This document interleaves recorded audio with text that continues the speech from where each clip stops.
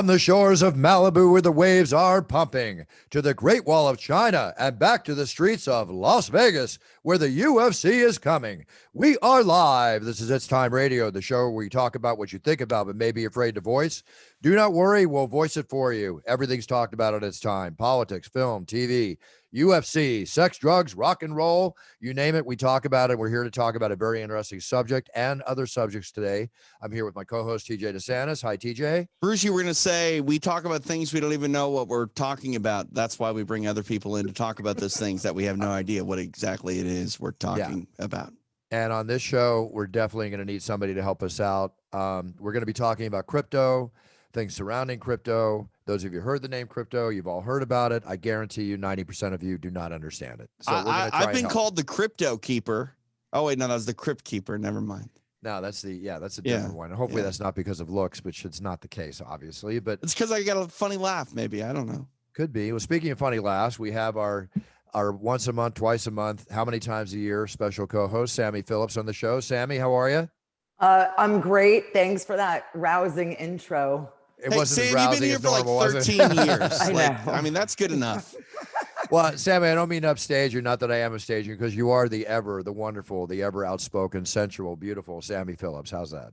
Got it? Yeah, no, you're insulting my laugh. Not insulting, Sam. We're in love with it. It's new. Look at that. It's just the femininity is like oozing. Gosh. Those of you that are listening to Sammy Phillips for the first time, if you ever watched the Air Gang series and you ever heard of Froggy, that was Sammy Phillips before. This is the new, improved Sammy Phillips, the new sensual voice, that voiceover actress to be Sammy Phillips. Sammy, I'm telling you, your voice sounds great. Okay, so you're comparing me to Froggy in Our Gang. It wasn't Our Gang or, Froggy. Yeah, it's your old voice. Come on, you even told me yourself that people called you Froggy. I know. I'm just poking fun with you. That's okay. Your cat is putting his butt in my face, which tells me to shut up. I got it. It's a girl. See, all the girls love to put their butts in Bruce's face. No comment. What a world. Hey, are we going to make money today or what? Well, We're going to try and make money, but we're going to need help to make money because we're going to talk about the crypto world. So let's bring on somebody very special. Sammy, thank you. Thank you for helping us get Lacey on the show. We're bringing on the Crypto Kitty. Mm-hmm. She knows what to talk about. With a name like that, she better know what to talk about. But we're going to bring on a special guest, Penthouse Pet, 25 years old, New Orleans based, raised, been doing crypto now seriously for 4 years. So let's take advantage of this knowledge that I don't have or have partial of. And let's bring on the Crypto Kitty, Penthouse Pet, Lacey London. Hi, Lacey. How are you? Hi, thank you so much for having me on, Bruce. TJ. It's our pleasure. Our pleasure to have you on. We need you on because we keep, listen, Lacey, here's the thing. The crypto world is blowing up. Everybody's heard of Bitcoin. I'm an incredibly non-educated investor buying Bitcoin at 25,000, goes down to 8,000, sells it at 28,000. 3 months later, it's 60,000. Now I think it's around 54,000. It's so volatile. I'm a good investor in many different areas. I don't pretend to know my ass from my ear when it comes to crypto. So need you on because people are coming at me with deals for NFT, non-fungible tokens, which involves crypto. So let's start off with crypto. Wait, can I ask a question? What is the difference between crypto and Ethereum? Is there like a classification of groups that can we start? What's the beginning? Like Sam, stop! You're gonna hit somebody. Gee, Sam, what are you doing? I think Sam's gonna be like one of these. Okay, so basically that's the question I want to say. So let's start it off really basic. Lacey, give us a basic understanding of crypto. As far as Ethereum, Sammy, I can answer that question. There's Bitcoin, Ethereum. There's a bunch of different. It's all crypto. It's all crypto. They're just different ones.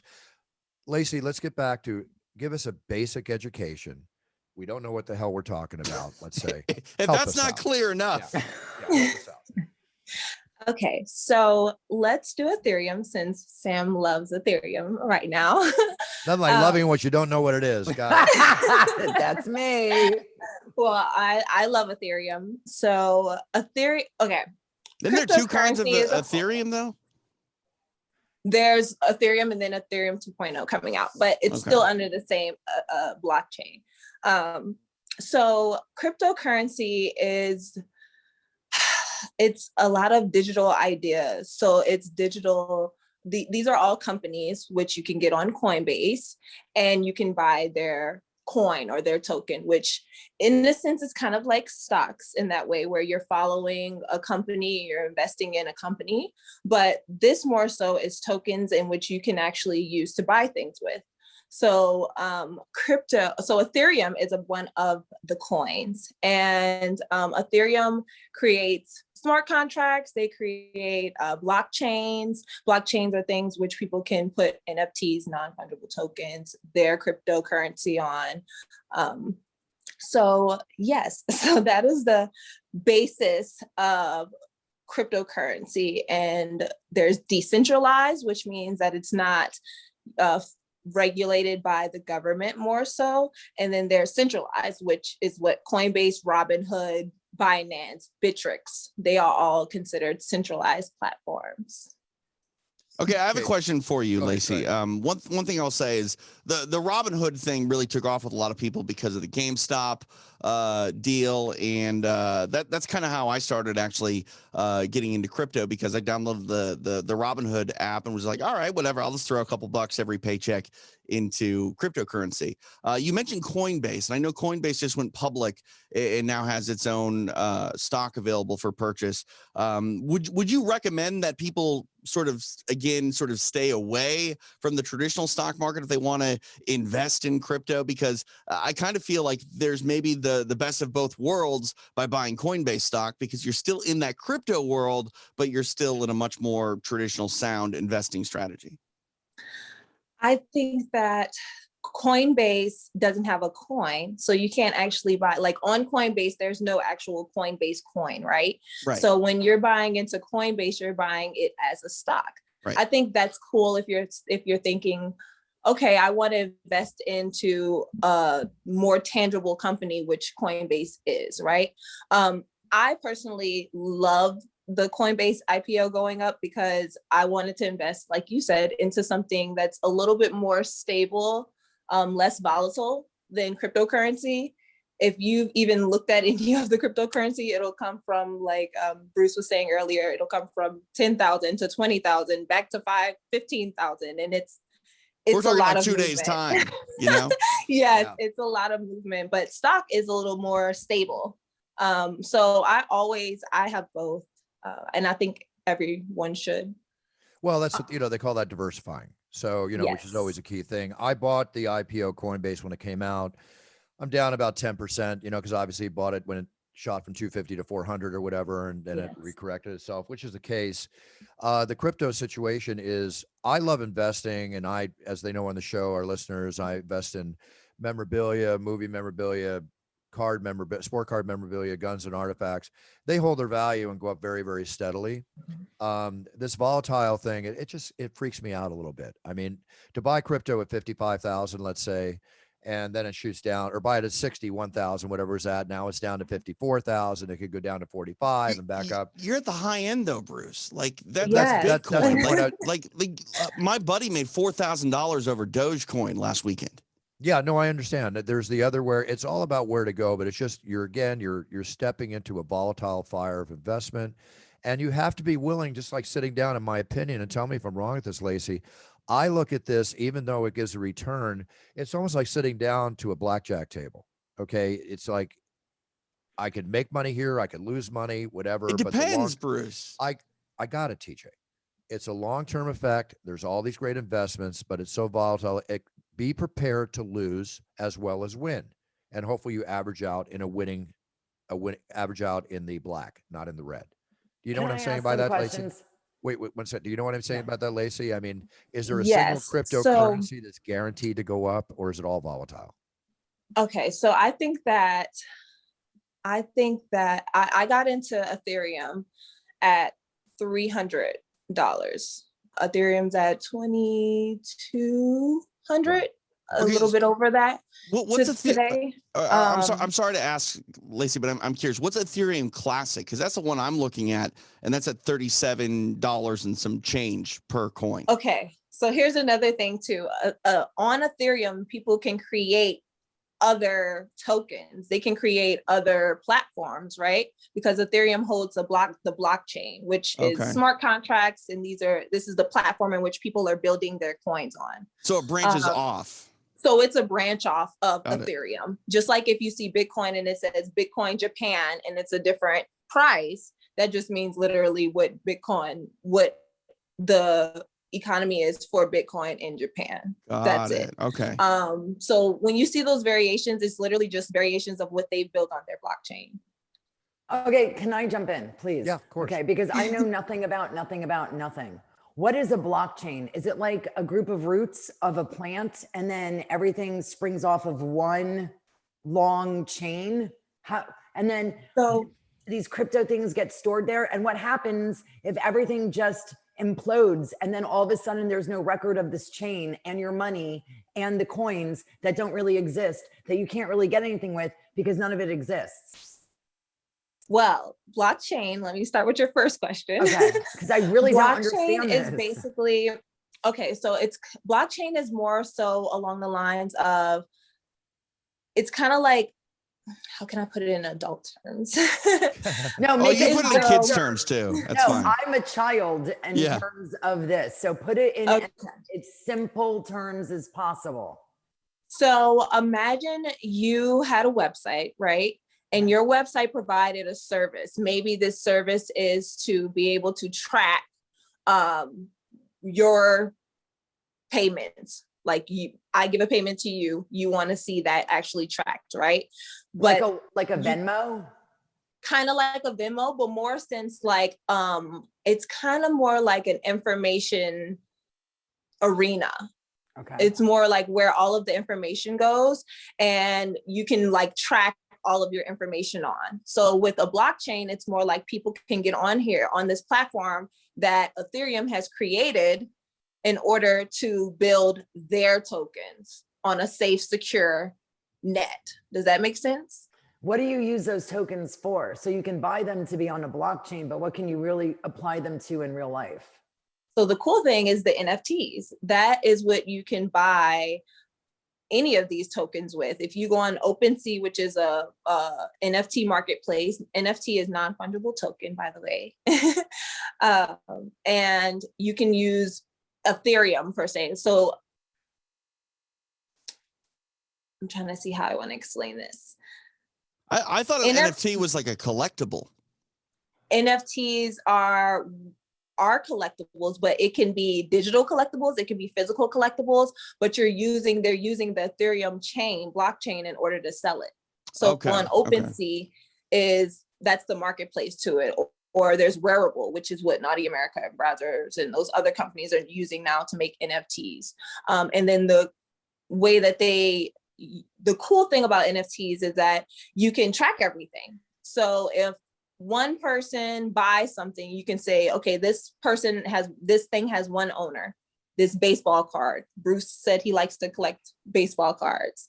So he can go on there, and Cristiano Ronaldo, he just sold his baseball card for $300K. And it's a rare NFT baseball card that you can't get anywhere else. Okay, so hold on. Does that mean that it's been digitally altered and made into art, or is it actually his real card that's going to be mailed to somebody's house? It's a digital card. So it's a card, and then it's a card that no one else would have. It's not in circulation. So it's something that is exclusive that he decided that he wanted to put up. Steve Aoki just did one. Okay, so hold on. So say I'm that person that bought that card. How do I view it? I have to have my computer on, or is there no other way that I can view it? No, it's online. Go ahead. I'm sorry, Lacey. No, actually, Bruce, you're exactly correct. Mm-hmm. Everything's online. So you may be able to see what the card looks like, but it's not going to be in high def. It's not going to be exactly what the card's going to look like. You're just going to get a sample of what it looks like. And then when you buy it, you're able to put it up. Say maybe you have TVs in your offices. You can display them on your office TVs, or you can put them away and sell them to someone else. you know. It's a digital cool way file. of doing digital. Right. Yes. Yeah. Correct me if I'm wrong. What I'm kind of taking from this NFT idea is similar to, like, say, a car title or a deed to a house. You're able to track who has actually been in control of this since its, creation. And I mean, you're able to prove that it's your intellectual property now. Well, there's more to it than that. And tell me if I'm wrong, Lacey. If you're the person that, like, for instance, I have an NFT deal. Okay. Some people threw a bunch of money at me just to say, I want to make an NFT. It's non-recoupable. And then I make money off the sale of the NFT. It's not been released yet. But if it's Ethereum based, which this one is that everything stays online. You can then hold it in your hand, which I'm used to holding my collectibles and being able to view them and see every angle of them. So I'm still trying to understand the value of the attraction. That's my one mental state. On the other end, as far as making money, when that digital NFT changes hands as Ethereum goes up, then it becomes even more valuable. Is that one of the reasons that people are making so much money? I mean, why are they making so much money? Is it because so many people are buying them just to see them on their computer, which sounds about as exciting as nothing to me, but then again, I guess it is. So to answer your first question, which is what would make a baseball card per se that's digital valuable? When you have a regular baseball card, you would have to preserve it really strictly, right, in order to make sure that the sides don't get teared up or anything. Right. And as it gets old, you have to put it in the vacuum sealed, right? When it's digital, you don't have to do any of that. You also don't have to worry about theft. You also don't have to worry about sending. Somebody steal it. What about hackers? And also you got to remember too, especially with baseball cards, and I think that's going to be so popular, like Yu-Gi-Oh cards and those things like that, is because we're going to have a generation of kids who never saw a physical card ever. They're going to only trade their cards through their phones with their friends, and they're going to be able to instantly trade a card and not have to worry about their friends stealing it or whatever the case is. Okay. So you have the appeal of no theft. You have the appeal of here's the appeal. Here's the appeal that I see. And I'm thank you so much, Lacey, because I'm with you. We've gone from communication where people sit and talk to each other to now they sit on the couch across from each other and text each other, right? And are not conversing in the ways that help conversation and life and communication, everything. Now we're going to the point where collectibles are bought, sold, hung, placed in your home to appreciate, grab, touch, feel, look, this, that, the other, to where it's on the computer where you're looking again at a picture. Everything is becoming so depersonalized. It's unbelievable. Right. Now, I guarantee it's very cool. Okay. And I know I'm going to make a fair amount of money doing this. I understand all that. Okay. As other people are with their NFTs. It's just not fulfilling. What's next? When you kiss your girlfriend, you got a big plastic screen in front of you, so you don't even actually touch lips. Bruce, I mean, where are we going with this depersonalization? No. Doesn't this feel, though, guys, like I'm selling you land on Mars? Like, sure, I own land on Mars. Oh, no, wait. It's like buying you stars. Don't want me to tell you about Mana, which is a Decentraland. It is a virtual world where there's no actual real estate. Great. And I have bought property there. Wait, what? What? Okay. Let's go visit then, Lacey. Like, what are you talking about? I need more information on that one. Give me that one. Jeez. Let me, Lacey, would you like to buy some oceanfront property here in New Mexico? I'm wiping my forehead now at the depersonalization of Western civilization. I'm lost. It is, what's funny? So I got into virtual reality a few months ago, and Mana, that's a coin that you can buy on Coinbase, and it is called Decentraland. And it is actually land plots within this virtual world that you can buy, and you can make it into a club, a virtual club, and charge people to go into the club. You can make it into a restaurant. What are you talking about, Lacey? Who's going into a club or a restaurant that they can't do anything in because it's not real? Like, hey, I'll sell you a Tesla. It's not real, but I'll sell it to you. Well, you got to realize a lot of people, especially because of COVID, people have started realizing that they're doing more things on the internet, in virtual world, not in the real world. What if you can own a space, right? And you could make a club on there. And then every time someone came into that club, it was exactly what you wanted it to look like for that time, and you could charge money for it. You know what? This is reminding me a lot of that movie. I think it was called Ready Player One. Ready Player One. I like Ready Player One. But you know, it's similar. But here's the thing, in reality to what we're all talking about, which is about reality and virtual reality, the virtual reality world has increased my business personally 300-400% over the last year, as I think a lot of people have. And in your business too, as a Penthouse Pet, I know there's a lot of virtual reality work there too. Yeah. And, people are making great money. But the whole COVID thing, I think, has sparked and progressed this period we're in and what we're talking about much quicker than it ever would have happened had COVID not hit. I agree with that. And now people are so into their computers. I mean, here we have virtual clubs because we can't go to clubs, virtual real estate, virtual sex, virtual everything. It's crazy. Are there people in these clubs? Yes. Well, there aren't even real clubs. So how do you invite your them? friends to have a drink and you have a virtual drink? It's like The Sims, or like that video game. Okay. Or maybe okay. So for me, I am in a virtual world and it's VR chat. And I have not been to my hometown in 2 years. So I haven't gotten to see my nephew. So the way that I get to see him is his virtual person. And we get to play games together and we can go into certain games together and play together and we can talk and hear each other. And it's a good way for me. But then why can't you just get on the phone with him? See, that's not as fun because if you're on the phone, are you playing games with him? What are 12-year-olds doing? Playing their video PlayStation. Guys, this is going to be something that is a lot more easy to understand and probably a lot more cool 15 or 20 years from now, because the technology is going to be where you're probably feeling like you actually live inside of these worlds. To me, like virtual reality, I have one of those headsets. I don't even like putting it on my face because it smashes my glasses into my eyes. What type of headset do you have? You have an all-in-one? I don't know what I have. Oculus something. Do you have to connect it? Yes. Oh my God. I can't believe that you don't like the Oculus Quest 2. That's what I have. See, I get sick. I get motion sickness and all sorts of bad things happen. So. Well, I mean, okay. To each his own with that, but what it is providing, again, we get back to the COVID world. I mean, the kids are on their screens all day long, gaming, virtual school, whatever. Hopefully that's a positive in the future. I see negatives along with the positives. Obviously, I think we all do.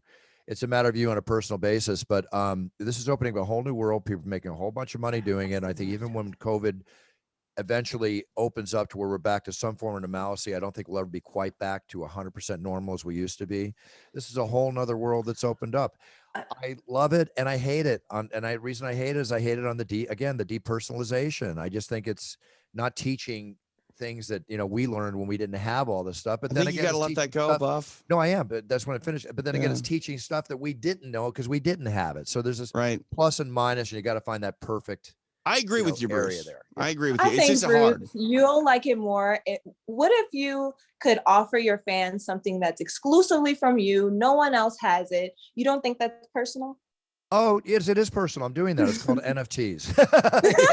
Okay, but hang on really quick. Two more questions. So if I wanted to create digital art to sell as an NFT, I could just go and do it, right? There's already one guy. I just did I'm doing a voiceover introduction for a guy who has his NFT artwork being distributed in Switzerland. He's at to have me introduce it. And I read another thing where a piece of digital art went for like 2.2 million. I never even heard of the guy. Again, it's just amazing the price is being paid for this stuff. Where do I go to create an NFT account to sell my NFT art? And tell me if I'm wrong, Lacey. I'm involved now with Eternity is going to release my first NFT. Mike Tyson has a management company called Undisputed Management that's going to be my manager for all my future NFT deals. We just had this conversation this week and set that up. There's two other companies. You got to get with a company that has the blockchain and the NFTs and offers it. Okay, so it's not. The good thing is that there's actually a few that are for the public. That's OpenSea. OpenSea, she can use, and she can actually mint it on there. They have an actual minting, which is what you would make a smart contract. It basically means that they've patented it and notarized it and it's official, right? So you can do that straight through OpenSea and sell through there. You can sell through Rarible, which is what I'm seeing a lot of the adult industry using.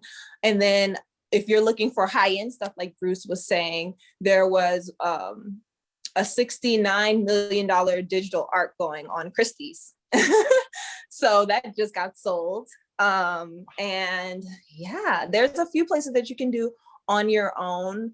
But those will be the two that I would say, OpenSea and Rarible. OpenSea everyone knows of that. So it's a really good place to start. The good thing. Sorry. No, Sammy, the good thing is the reaction to the NFTs and the response has been tremendous. Tom Brady just announced that he opened up his own NFT company along with some very big investment people. So obviously there's a lot of money into it. Big names are getting into it. Big names are getting involved, like Steve Aoki, and you mentioned little names like Bruce Buffer and others. And you know, you didn't have to agree to that, Lacey. But anyway, but it's an industry. You know what you have here in crypto, in this, you had it in crypto, maybe still to a point, but this whole NFT thing, as I tell people, I tell my partner, Chris, and we have to pay attention to, it's a ground floor opportunity. And very rarely in life do you ever get to experience what they call a ground floor opportunity with which you can monetize.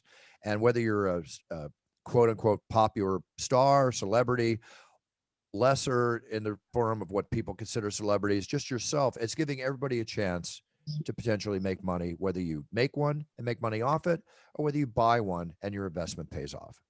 But the beauty of the NFT, as I understand it, Lacey, is that it's kind of like multi-level marketing or tier marketing. Every time that NFT sells, somebody like me, if it's their NFT, you make money.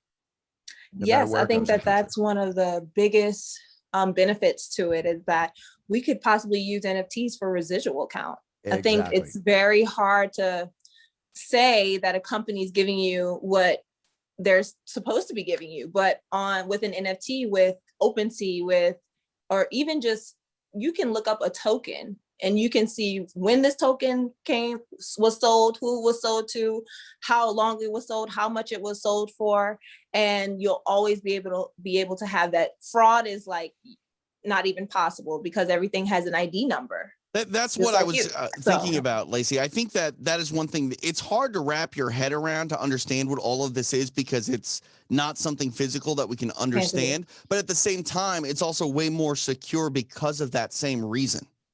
Exactly. I think that it gives you more access to just better security. You can put something under a double key, which means that you would have to log in with 2 special keys in order to get into it. No one can go and just take it, even though it's online, and send it off to their friends and they have the password and passkey to it, because once again, it has a special ID number. Right. So I think that that's a very big thing. I think residuals are a really big thing about it. And I think that it just gives artists a way to connect and provide something that they otherwise wouldn't have been able to provide.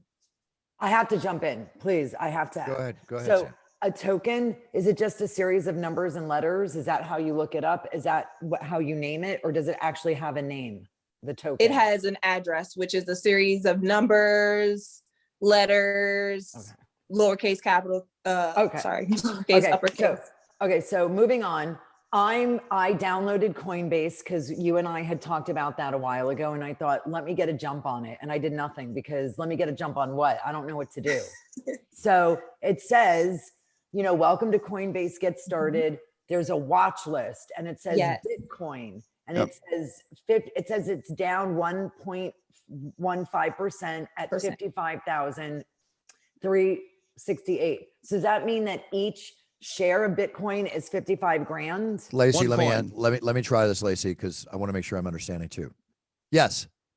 Sammy. Good job, Buff. That is. Some great insight right there. This is a great show. I'm educated. Yay. Yeah. Okay. All right, we can wrap up. We've already learned everything. Bye. That's it. Bye, everybody. Bye. Enjoy your crypto. Okay. So underneath this watch list that it has of Bitcoin, it says top movers. So I want to take money and I want to put it somewhere. Mm-hmm. So number 1 is NKN, and it says it's 83 cents and it's up 42.66%. Do I just jump in and just start buying shit that looks low, or is there a strategy? There's OGN, there's MKR, there's UNI, there's C. Sammy, there's a ton. But I could create what's the strategy? Like, so look at your watch list. Your watch list is what are the top movers. The top movers, when they have that on Coinbase, that's just what's moving today. And that may be moving up or down. So you'll see actually some negative ones on there. But that doesn't mean that they aren't good to invest in. That just means today that they're having a bad day. But if you're looking at like stable coins that are going to last after this bull run, then you should just look at the top coins that they give you as far as when you first come in, and that's your watch list. And then from there, I don't automatically jump in. I like to look for things that are under $1, just because I'm trying to get more bang for my buck. Right, That's the NKN. Well, there's a few of them like that, Sammy. Lacey, yes. are you able to sell every crypto that's out there? And when it comes time to sell it, you're always able to sell it? There's always a buyer? It depends. So yeah, exactly. Through places like Robinhood, isn't it the actual broker that will buy it off you essentially? So Robinhood, no. Because I've never sold anything on Robinhood where they're like, yeah, you can't sell it. No one wants to buy it. Well, the thing about it is not really that no one will buy it. It's what spot you're in line for someone to buy it. Okay. So say like someone's going to buy it eventually, or it may not hit at all because they couldn't find a buyer quick enough. But the people who have put in more shares, who are in liquidity pools, that's a whole nother monster. They get first dibs usually. So they'll fill their orders and then they fill everyone else's orders. But it's very rare that I get an order not filled. The only time that really happens is if it hits my my target number too quickly. Like it'll hit it for a second and then go down, which means it just didn't have I wasn't in line, in the beginning in order to get it. So I think, yes, so that's the thing with that. And then for Sammy, like I said, I'm always into the top. Bitcoin, Ethereum, of course. Ethereum, I say more than Bitcoin just because not everyone can own a Bitcoin, but most people can still own an Ethereum now. And Ethereum's going to go up. One thing I was going to say about Bitcoin, though, from what I understand, Lacey, maybe I'm wrong on this, but there's only a certain number of Bitcoins that can be mined. So at one point or another, the mining process of Bitcoin will be exhausted. You got to think that is going to intrinsically increase its value. I don't know about Ethereum. Is Ethereum the same way where there's a cap at one point where it can't be mined anymore? No. So Bitcoin actually, not that it can't be mined more, because you're still, once all of Bitcoin is bought up, right? Because that's what that really means. It means that there's only so many Bitcoin in the world. We can't make any more. Right. What we have is what we got, right? So, but when you get to that top, there's still going to be people who are going to want to buy Bitcoin. It's just not going to be as much mining because everyone's going to already own one. So you're going to be buying it off of someone else. Does that make sense? So won't that make the value go up more? Ethereum can go up, huh? Well, won't the value of Bitcoin continuously go up more if you can't make it anymore? Because I mean, the supply and demand, they're not going to be. It becomes a collectible at that point. Right. Yeah, it's a basic economic theory. So here's a big question we haven't even touched on yet, except for NFTs. Is crypto ever going to be used where you go to like Save On? Oh, it already is, Bruce. Is it? Yes. You can buy it at ATMs and things. You can buy it in ATMs. There's a lot of Bitcoin ATMs everywhere near you. Yeah, but can you purchase goods at these stores with Cryptcoin? Can you go and use your Cryptcoin to pay for stuff? There's certain things online. Clothing lines now that are starting to take Bitcoin. There's people who are paying their employees now in cryptocurrency, Bitcoin, Ethereum. You can, what else was I going to say? Sorry, I had one more thing. Sports books, Bruce, online are really giving big bonuses for Bitcoin and stuff like that. Yeah, because of the upswing possibilities, they're making more money if they take your money. But at the same time, I first noticed it in the online poker world. The poker sites had the ability where you could use your Bitcoin to buy into the poker site. Yeah, it's interesting because they're gambling in a big way when you think about that as well. Of course they are, because of the volatility of going down. Right. Yeah. I mean, you buy one Bitcoin at $55,000 or whatever and invest it, and all of a sudden it goes down to 45. Well, you're still with that 55,000, and they lose 10 grand. And it's not like stock where you can short it. In stock, you can bet on it going down and make money, but that's not the same. I got to tell you something. This whole virtual reality world, which is wonderful as we discussed, I'm not going to repeat myself, but I consider myself to be an intelligent human being. I'm involved in so many different things and we have to adapt. I've adapted and learned social media over the last few years. It takes up extra time during the day. Now I'm getting the NFT and the crypto thing, understanding because we have to learn to adapt for the future. My mind's turning to mush. Bruce, I thought I was smart before we had this conversation, and now I'm just completely lost. Yeah. No, I'm glad I'm learning from a wonderful 25-year-old telling me what to do at 60, about to be 64. So thank you so much, Lacey. Okay, I'm trying. So I just bought $25 of Bitcoin and $25 of Ethereum. And you're on your way. And $20. Yeah, no, this is what I'm saying. What am I doing? I don't know. And then I just bought the NKN because it says it's 80 cents. I don't know. Okay. Sammy, what are you doing? Look, Sammy.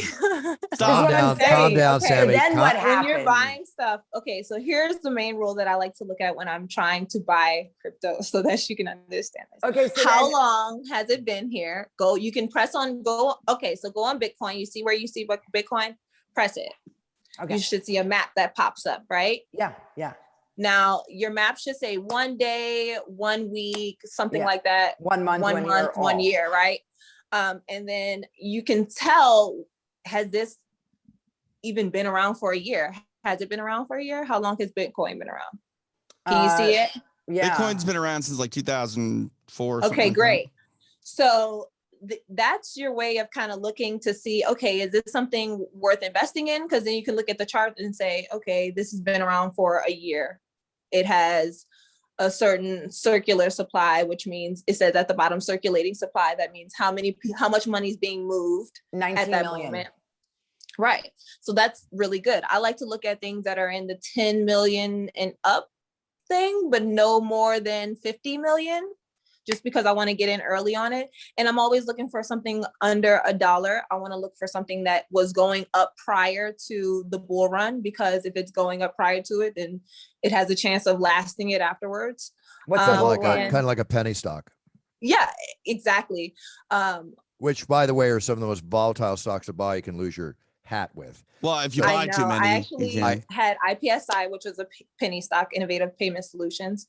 And that's a penny stock, but it did really well. There's always the positive cases. But one thing I want to say, because I learned this in my early 20s in the stock market when it came to options and all that, take the get rich quick theory out of your head. Yes. Take it out of your head. Buckle up. Of your head. Buckle up. It's a long ride. One thing I would say, Lacey, and my question for you is, a lot of people have been doing, investing lately, and some do have a short-term sort of strategy. When you buy crypto, is there a certain timeline you should think of, or is this something that you feel people could, technically sort of day trade and make big investments and try to cash out, relatively quickly if it goes up a few percentage points?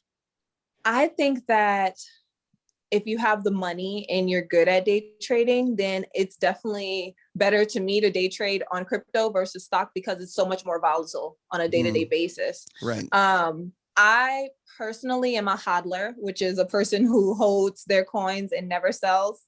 So I actually never day trade. It's very rare. I'm not going to say I never do, but I rarely day trade. It's more of a long-term thing for me. I would say someone needs to be looking into, if they're not messing with over 10 grand, then they need to at least be looking into holding it for a few years. What about like Dogecoin? Because that is something that is, insane. It goes up. I think last weekend it went up like 25 cents or something a coin. Dogecoin. Okay. So I'll give this little tip. While you're thinking that, I like the name There's hodler. fundamentals and there's pumpamentals. So fundamentals are coins that actually have a fundamental use. Okay. And pumpamentals are coins that don't really have much of a use, but they have a following, maybe because a celebrity made it, maybe because Microsoft made it and pushed it, or whatever the clout reason for it is. But they don't actually have a function. So Dogecoin is a pumpamental, is like what I like to call it, because it's owned by Elon Musk, and he has enough money to pump it. And he has enough following to actually make this into a coin that originally started as a joke. Did you know that? Yeah. I mean, it's doggy coin. Dog. Yeah. Okay. Yeah. How come it's not supported by Coinbase? So certain coins aren't supported by Coinbase, and that just means that they haven't put them up on there. That's it. You can find Dogecoin on MetaMask, Kraken, Bittrex. I think Venmo's starting to offer crypto purchases too. Yeah, PayPal Cash App started doing already this year. PayPal offers. too. You can buy crypto through. You can buy Bitcoin through Cash App. Yeah. So that's the thing with coins. I kind of stay away from pumpamentals. I like fundamental coins. Pumpamental sounds fun. Pumpamentals. All these words. I mean, hodler versus hoarder, pumplemental versus supplement. It's right? very interesting. You got your own form of language here, Lacey. Here we go again. the nerd crypto language. Yeah, that's another thing. The new words, God, always kidded about. I remember we've talked about this before, Sammy. Like, you got to be careful what you say these days. Hooking up used to mean meeting on the corner and going for a bike ride. Oh, trust me. My mom said she was hooking up with somebody, and I was like, Mom, don't ever say that to me ever. Yeah, don't say that, Mom. Don't say that. Hey, gotta be careful. Lacey, we're talking a lot about buying and selling. Let me ask you this. This is a statement that I heard from someone who fancies themselves a crypto expert. They said that Bitcoin will hit $100,000 a coin before the end of the year. Do you buy or sell that fact? If you think it's going to get there. But well, I'm just saying, do you think it's going to get there? I'm selling my Bitcoin at the end of the year. I don't think it's going to hit 100K though. I think it's going to hit more like 85K, and I'm still going to sell at that because I got, Bitcoin, there's going to be a correction, which means that a lot of the coins are going to go down by like 60 to 70%. Yeah. So that's why don't hold on to that Bitcoin for too long. That's exactly what my gut's been telling me. Do not buy just random coins just because they say top movers, because a lot of those coins that you see now that are like not the bigger name ones, they're not going to even be here next year. So you know what that means, Sammy? 25 cents is going to be worth 12 or 8. Yeah, Sam, you better sell KQRS or whatever you just bought. Yeah, you got to sell now. It's gonna correct itself, but Bitcoin, people have to realize last year around this time, Bitcoin was at $8,000. Yeah.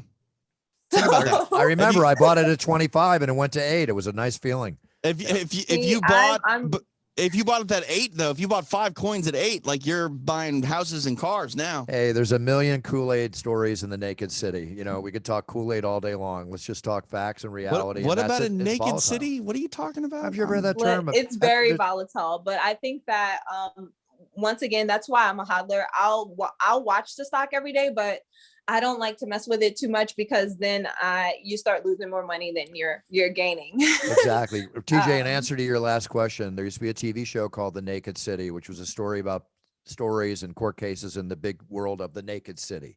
So it's a term. There's a lot of stories in the naked city. Doesn't mean the city's naked. It's just a terminology. Hey, what's the difference between Bitcoin and Bitcoin Cash? Okay, so once again, it's kind of like Ethereum Classic, where it's just a spinoff of Bitcoin. There's no actual Bitcoin Cash though, just so people know. Once you created a pipeline in business, you load the pipeline with more business to sell. Remember, folks, this is a sales game, okay? You can talk all the reality of crypto you want. There are brilliant minds behind this, creating markets, making markets, which in turn turn volatile because word of mouth is creating sales. It's both expensive, investment worthy, dangerous, loss worthy, all of the above. So like what Lacey's telling us is be smart. It's exciting, but be smart. That's what you're saying, Lacey. Real quick, I've been investing in stocks over the last 3 months, and my portfolio over the last 90 days has gone up 5.64%. If I would have invested all of that money into Bitcoin, my portfolio would have gone up 56.15%. So yes, but you could have also. That's the great part of that. What if it went down by that much? Right. No. So you just have to be willing to take, just roll with the punches. Right. What you're saying too is, it's a long thing. If you're going to buy stuff, hold on to it. Well, don't just be reactionary. Also be patient and get rid of the get rich quick thing, which we all need to do. And a lot of it will only happen through your own experience, which will involve losses to make you get that way. As I went through at an early age, I think that happens to a lot of people. But the point I'm trying to make is if in 3 months you made 5%, then in 12 months, potentially you can make 20, which is a great return on investment. You've already gone past the inflationary rate with your return. Yeah. You're it's better than a savings account for sure. Yeah. 1%. Yeah. Less than 1%. 1% is generous, Buff. Jesus. I think exciting at all. a smart thing that I advise all people to do, especially something that I do, is take your initial investment out after you've already made that. So if I put 1,000 in and I make 1,000 on it, take your other 1,000 out. And why? Because then there's nothing but up. You're dealing with the money. You're up. You've already gotten your cost basis You're already back. up. You're very smart, Lacey. That's one of the basic rules of stock purchases, everything. But we all get excited. You know, it's like I have That's a stock. It is. I bought a penny stock. It went from 60 cents up to $8. And I'm thinking, oh, hold on to it. And my friend who's really, good at this goes, no, get the money you put into it, get it out. Well, I didn't. And boom. Yeah. Drop down 50% the next day. Yeah. But then don't you want to hold on to it for the long game? Like get your initial investment back. Right. Get your initial investment back. So you're dealing with the money you're up. You're playing with house money. It's like poker. Okay. Exactly. Take a little extra. You got to get the Velcro off your ass and know when to get up from the table, Okay, so hold on. If this doesn't fucking exist, how do you get your money back? What do you mean? What do you mean? You doesn't just exist? You sell bought it. something that You exists. You cash out into cash. Okay, you and then they give you your money back? Yeah. Yes. Yeah. Yes. You also, what you bought if Sam. you want to put your money, if you want to sit your money into something that's called a stable coin is a coin that doesn't change. Like whatever the US dollar is what the stable coin is going to be. The US stable coin at least. Sam, so you bought that into there. What you bought on Coinbase, Sam, you can sell right now. You've already probably lost or gained money. Like look at your Coinbase it says wallet. 5 days or something. It says you have to wait 5 days. That's her first purchase. Yeah, it's my first. Your first. After that, you can do whatever you want. You'll be able to day trade. You can trade it, and then the cool thing, another thing that I love about crypto that you cannot do on stocks is that you can trade after hours. So there's no closing of the market. Yeah. And you can trade as much as you want without having an individual broker's account, which is what you need if you have a stock, which is $25,000. Then what happened with the Robinhood deal with the GameStop? What was that's a different thing altogether. Okay. That's a whole that's like creating a market, Sammy. And it's just word of mouth created a market. People got involved up and down. I don't know the full gist of it, but the one cool thing I liked about Robinhood is that if it is teaching young kids, parents getting their young kids accounts, as I hear about on Robinhood, I think TJ, you're doing that for your son. I know Gary, our friend Gary, did it for his son Mason. Hopefully teach young kids some, financial things in life and growing early and something more than just playing a video game. But that's kind of what it is, Bruce. I think that's what the allure to a lot of people is with Robinhood and even crypto. It's a virtual thing, so it feels a lot like a video game. Well, Robinhood's so cute, in the way they display it. It is like a video game. Yeah, like confetti. You put money in confettis everywhere. Yeah. Guys, I think one of the more appealing things, and I'll be done, to Coinbase and the more popular platforms is that you don't have to buy, like in stock, you have to actually buy a full stock. You can't buy half of it, right? But now this is like everyday people being able to buy into Bitcoin and Ethereum and all these other things, You can buy partial stocks. Can you? You can buy fractional shares. I own fractional shares. For sure. I never even knew that. Cool. Never knew Me that. either. Which helps out with big prices like Apple and stuff like that. All right, Lacey, Sammy, TJ, I think, Lacey, we need to have you back on the show in a couple months to go over and understand quarterly, I think, right? Yeah, don't we talk quarterly returns? Yeah, you're going to be our go-to. You're right. The Crypto Kitty is our go-to crypto expert. We'll have Mom. We'll have Sammy on and find out when she gets rich off her 25-cent shares in the next year. $25. Leave me alone. Watch $25 on KNQRZ9 or 4 is no, that was only 20. I put 25 Bitcoin, 25 Ethereum, and 20 on some KNX or something. Hey, I'm not making fun. Start somewhere. I'm not making fun of you, Sammy. I think it's great you do it. We all do to the level we do. I hope you double your money. Let's put it that way. But I want to go over a few stories in the news before we sign off today, if you guys don't mind. And please stay with us, Lacey. And Sammy, I know you will, because you definitely always have something to Bruce say. is so polite. It's his show. And he's like, if you don't mind, I'd like to do some news stories. If you don't mind. Your show. All right. Anyway, thanks for all the crypto stuff. I think I'm understanding something a little bit more. The NFTs I still have to work on. But that's why I hired a management company to watch after that for me. I'm going to learn from them too. Actually, the same company handles Manny Pacquiao and a whole bunch of different people. It's amazing all the people getting into NFTs. So congratulations, Ronda Rousey. She's 4 months pregnant. Hey. Yeah. Wow. Very, very cool. And the show last week, UFC, was an excellent show. Robert Whitaker shining like crazy. Kudos to everybody that fought that night. I'm very excited about the UFC coming up this weekend. This is a huge UFC. Lacey, do you watch UFC? I don't, but I will now. Yep, that's okay. You can stay on the show. It's quite all right. Doesn't make you a bad person at all. Can I do the little? Can I walk with like do they still do that? Do you? Oh yeah, the girls walk. We have Octagon girls, but the Octagon girls in the UFC actually have careers. I mean, they really put a lot behind. Oh, yeah, I didn't know that's how it worked. Oh yeah, like Ariane Celeste is probably the most successful card girl in the history of fighting sports. You know, if I wasn't a penthouse pet, that's what I would do. I'm sure that there would be no argument over that, and it's still possible. I don't know when they're hiring, but you never know. Say never, Lacey. Never say never. Yep. Anyway, this Saturday show, 3 championship fights: Valentina Shevchenko against Jessica Andrade, Zhang Weili against Rose Namajunas, Kamaru Usman against Jorge Masvidal, Uriah Hall against Chris Weidman, non-pro fight, Anthony Smith against Jimmy Crute. That's just the main card on the pay-per-view. It is stacked. It is crazy. And it's sold out 15,000 people in 22 minutes. It's our first show back to a full sellout audience in Jacksonville, Florida. Again, I'm going to tell everybody listening, I love all you UFC fans. Please, I will not be taking pictures. I will not be shaking hands. I'll definitely be waving and acknowledging because I love all of you, but I'm very COVID safe. NFT handshakes and fist bumps from Bruce Buffer. There you go. Right here. Boom, boom, boom. One of a kind. Buy them. Hey, crypto. I'll take crypto. Okay, I'll accept crypto for a picture. There you go. There you go. But I'm wearing my mask. Okay. Anyway, I'm looking forward to Saturday. It's going to be a heck of a show. Last weekend, the Jake Paul Ben Askren fight, TJ. Mm-hmm. I think we didn't expect much different in a way. No, but again, it's it's two athletes. I think they're both very athletic. Obviously, Ben Askren is one of the world's greatest welterweight fighters. Jake Paul is a personality who clearly has some boxing skills, but they didn't fight per se. You know what I mean? They played a game where Ben was not able to utilize all of his skills, and Jake was able to focus primarily on his main strength. So if you're drawing comparisons between boxing and MMA and anything like that, that's not the right sort of decision to be made out of this. It was a spectacle. It was good for the people that were involved, Ben included. He made a ton of money. Kudos to them, but that's what it is. It's just a show. There you go. Couldn't put it any different. Very interesting production. Oscar De La Hoya. You're very kind. You're very kind. Yeah, very kind.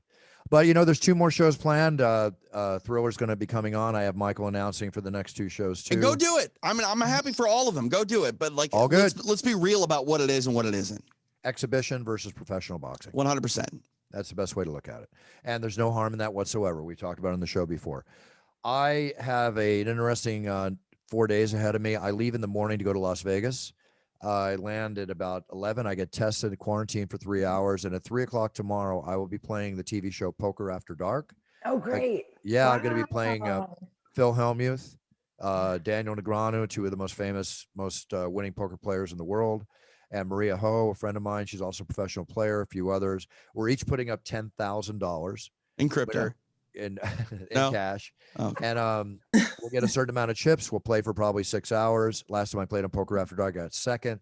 But that $10,000 investment, talking about a nice return, could be 40, 50,000 for first and at least 20,000 for second. Go get it. I'm going to go get it. And then as soon as I'm done, I run to the airport. I catch a red eye at 12:00 midnight tomorrow night to fly to Jacksonville, Florida, to get tested again, quarantine again, to go into the Octagon and announce the show that I'm so excited about on Saturday. So it's going to be huge, Bruce. I think that it's going to be almost overwhelming for you to get that feedback again from the crowd. It's going to be, think about that. You've been deprived of that energy and you're all about energy. So to feel that again, you might even get a little bit emotional. I don't know. We'll see. I enjoyed the 2,000 in Abu Dhabi. 15,000 will be like old times again. So you know what I got to say? It's time to party. Let's party, baby. Let's do this. Let's do this. I'll be there doing my thing. You can watch the prelims on ESPN, and of course, it is pay-per-view. Interesting story. The Pentagon confirms a Navy pilot UFO video is real. Did you see that? Okay, so that's not all that shocking. There was an object that they didn't know what it was. It doesn't mean it was an alien spacecraft. They just didn't know what it was. Like people fail to realize that a UFO means it's unidentified. Doesn't mean it's from a different planet. It could be a baseball, for Christ's sake. You never know. You never know. Now, another big story in the news, these Peloton treadmills that came out, not the bike. Yeah. Now they're deemed dangerous by a U.S. regulator, kids and pets away. We know what can happen. Mike Tyson lost, I think it was his daughter, to a treadmill incident at a very young age. Very tragic. I mean, those exercise machines, I mean, they can be really scary. Really, really scary. I know there's already a class action suit against him. So who knows what's going to happen on sales, but I bring up some good news? Yeah. After we're done, let me say one more thing. Are you a millionaire already? Treadmills can be dangerous, even the normal treadmills, if you don't have any mistake can happen on those. So whatever, I wish them the best because the Peloton is a good machine. That bike is giving a lot of people a lot of help in keeping them in shape, especially during these COVID pandemic workout at home times. Enough said. Sammy, go. How about the fact that Derek Chauvin was convicted of 3 guilty charges and is gone? That's the next thing I was going to mention. He's already been transferred to a Minnesota correctional facility. Guys, you got to realize though, you got to kind of, hold your excitement about it if you do feel like that was the right choice.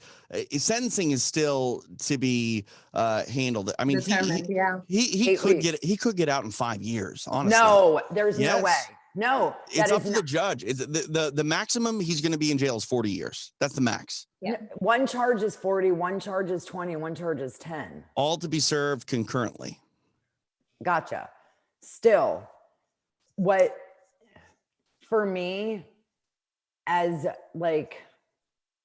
was very emotional for me because I feel like this country has been very, oh my God, I'm going to cry, very unjust to Black people. And the fact that it's, a little too late, et cetera, et cetera. It's not justice, it's accountability, et cetera. But the fact that the verdict, that those wonderful jurors were able to see past shenanigans and bullshit and defense tactics and just went with what was common sense in their hearts and what they saw.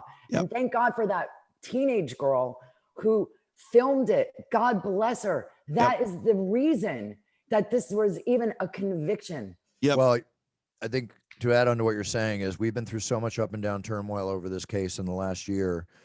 Thank God, and for the reasons that were proven, he was found guilty. I think it's the first time a police officer has been found guilty in this type of case, which sets a precedent. Not that I'm going to say this and understand it. There are many fine police officers out there. Yes.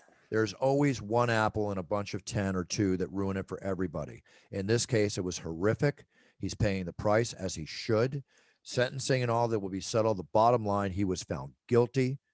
I don't know how he's going to survive in jail. No matter how long he's in jail, it's going to probably be total isolation. I just see it happening, and I'm not wishing anything there. But the bottom line is justice was served. Thank God, because if it went the other way, God knows what would have happened in this country. Well, I mean, I was born and raised in Minneapolis, and that was my fear yesterday. I don't want to see, the place that I'm from burn again. And, I think the right answer was arrived at. And again, sentencing will determine, the rest, or the next significant part of Derek Chauvin's life. But one thing that I do want to point out is, as you mentioned, that camera video, that was very, very important. There was a boxer and a mixed martial artist that was there who was trying to, implore the officers to check George Floyd's pulse. All that stuff is very, very important. I think that's the one thing that we need to take away from this as a whole is just as a private citizen, when you see things that are wrong unfolding in front of your very eyes, it is very important to document and to speak up. And without that, this would have gone by as a death that probably would have not received the proper attention that it needed to. And obviously it's a horrible tragedy, but hopefully one that propels us forward as a country and as a world, to be honest with you. Agreed. I totally agree. Yeah. Absolutely I think that there's definitely, it definitely set a precedence for what is to be expected in the future if sadly anything like this happens again. And I'm just, happy that we as a country have, one step at a time, and this is one of the first of many steps. Exactly. It's very delicate. And you know what? Again, I'll say it before we sign off. United States of America, please, not the divided states of America. And let's focus on that. And justice has been served. And we'll see how it takes it from here. I have to cut off. We have to go. Lacey, thank you so much. And again, I don't mean to treat this last very important subject we're on. I think we got the point across. And again, I'm just going to say justice was served. Definitely. And we could spend Thank you so much for having me on here, Bruce, TJ, You're welcome, Lacey. Sam. I'm just so happy to have the opportunity to talk to more people about NFTs and crypto, and hopefully I can get you on board more. Oh, no, actually, we're going to have you back, Lacey. You're a total pleasure, extremely intelligent, and thank you so much. And I want to wish you all the best in your career, Penthouse Pet, all you have going for yourself. Tell the world what your social media handle is, please. It is the THEE Crypto Kitty with the Y. There we go. Check them out. Sammy, what's up, babe? Of course, Lacey London is March Penthouse Pet 2021. So the issues just left the newsstands. You can find them online. Just Google her, look her up. She's so beautiful and a great brand ambassador and a wonderful representation for our company, Penthouse. Also, Penthouse is getting into podcasting. We've been talking about it for a super long time. TJ is going to be helping us. And one of the shows that I will be producing is The Crypto Kitty. Lacey will have her own little podcast where she could help more people like me and you guys to learn the art of crypto and etc. So excited. I'm super excited. And then everyone can follow me, Sam's Pajama Party on Instagram, The Single Life on Twitter, Sammy Phillips on Facebook, and that's it. Thank you. Thank you, Sammy. TJ? Check out extra rounds from UFC Fight Pass. We're live, today. So yesterday, as people hear this, you can check out the archive on the Fight Pass Facebook page. Also archive behind the paywall over on UFC Fight Pass. We'll be live coming up Saturday night immediately following the UFC card as well. Very cool. Well, I hope I give you a lot to talk about, TJ. It's your show's doing great, and congratulations. Lacey, thank you so much again. I really appreciate your being on the show. We're having you back. It's been a total joy and very intelligent and interesting, and I've still got a lot to learn. Sammy, congratulations on your newfound riches, and I want to hear about them when they happen. I'm going to be rich. It's called taking a puncher's chance in life. Puncher's Chance is now all over Tennessee and other states, selling like hot cakes. 95% rating, finest bourbon on the market. Get your puncher's chance, especially if you're going to watch UFC Saturday night. Have a sip, and I'll give you a toast from the Octagon. It's been a real pleasure having you all on. TJ, you take care. We'll be back next week, and I will see you all from the Octagon on Saturday. Set your goals, write them down, learn about them, be the best you can be when you step on that path, whether it's buying crypto, doing what you do in life, or being respectful to everybody around you. Treat everybody with respect and be winning.